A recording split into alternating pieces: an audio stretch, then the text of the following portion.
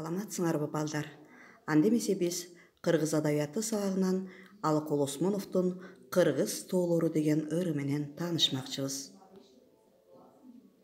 Ал жакты карайым тоо турат, бул жакты карайым тоо турат, асманга чейин тоого учкашып жүрүп олтурат. Балдар, байкасаңар кандай керемет саптар. Айткылачы, Кыргыз тоолору туурасында силер эмне айта аласыңар? Анда мен силерге төмөнкү күүнү угузайын. Силер күүнүн коштоосунда тоо жөнүндө ойлоруңарды, күүнү укканда көз алдыңарга эмне тартылгандыгын элестетип жазганга аракеттенгиле.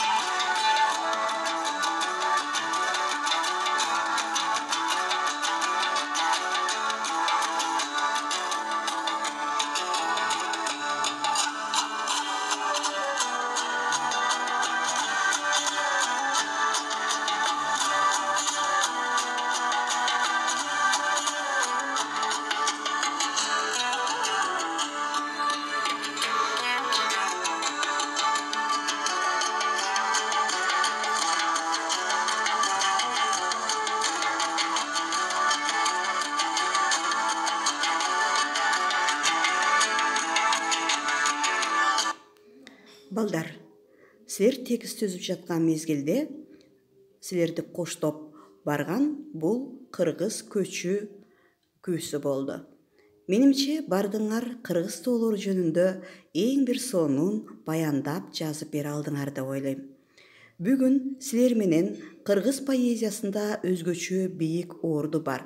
Аз жашап, бирок көптөгөн ыр чачыласын окурмандарына тартуулаган улуу лирик акын Алыкул Осмоновдун Кыргыз тоолору деген ыры менен таанышып, акындын сүрөткердик өнөрүнө таазим этип, кыргыз тоолорун, кыргыз жаратылышын сөз күчү менен ачып берген талантына ынанып, өз жашооңордо татыктуу жашап, жериңердин көз суктанткан сулуулугун, көркөмдүгүн баалап, сезип, өзүңөрдө көркөм дүйнөңөрдү арттырасыңар деген ойдомун. Анда мен силерге Алыкул Осмонов агайыңардын Кыргыз тоолору деген ырын окуп берейин. Тоого тоолор курамалап курашып, узун тартып, уламалап булашып, алда кайдан кебес тартып келаткан кербенчинин төөлөрүндөй чубашып. Кара зоолор ар кай жерде каркайып, катмарлашып, калың тартып заңкайып, алмаз сундуу көккө тийген миздери арстандын азуусундай арсайып. Мөңгү кетпей, чокулары жалтырап, тоңгон муздар шөкөлөдөй жаркырап, ар жагынан бир жагына куш эмес, араң гана бороон өтөт калтырап.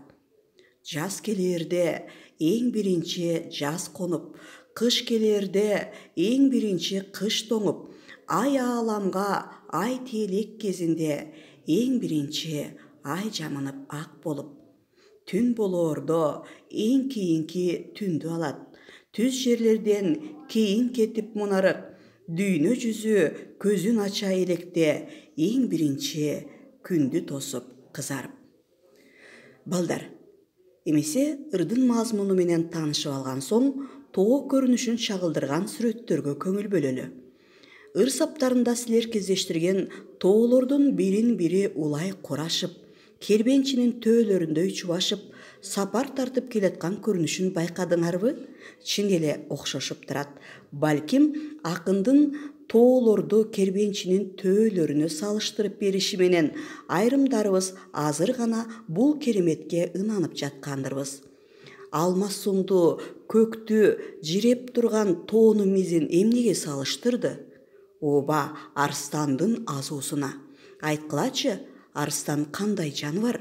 Күчтүү, азуулуу, азуусу курч, азуулары курч, сүрдүү. Ошол сыяктуу кыргыз тоолору да душманды сестентип турат. Ал эми тоонун чокуларын жалтырап турушу эмнеге салыштырды турушун? Шөкүлөгө. А шөкүлөнү кимдер кийет? Кыргыздын сулуу кыздары. Кыргыз тоолору эң биринчи жазды тосуп, кышта карды тосуп, ал эми түндү дагы эң кеч койнуна алган мына ушундай керемет тоолорубуз бар экен. Балдар, андемесе азыр силерге көркөм өз алдыңарча окууга тапшырма беремин. Китебиңерди ачып, кыргыз тоолорун өз алдынча окуп чыккыла. Эгерде балдар силер текст менен таанышып болгон болсоңор, анда төмөнкү тапшырмаларды берем. Текстеги салыштыруулардын маанисин чечмелеп жазабыз. Китепти пайдаланабыз албетте. 186 беттеги тапшырманы карайбыз. Кербенчинин төөлөрүндөй чубашып, алмаз сунду көккө тийген миздери арстандын азуусундай арсайып, тоңгон муздар шөкүлөдөй жаркырап деген салыштыруулардын маанилерин чечмелеп дептерибизге жазабыз. Кийинки тапшырма тоо, зоо, аска, капчыгай, адыр, жайлоо ар биринин лексикалык маанисин түшүнүп, сүйлөм менен берип көрөлү. Анда дептерге бул тапшырманы аткарабыз. Берилип жаткан тапшырмаларды аткарып, мага жөнөтүп тургула. Биз бүгүн кыргыз тоолору ыры менен тааныштык. Алкул Осмонов агайыңардын сырдуу калеминен жаралган бул ырга баарыбыз күбө болдук. Жыйынтыктоо үчүн силерге суроолорду сунуштайм.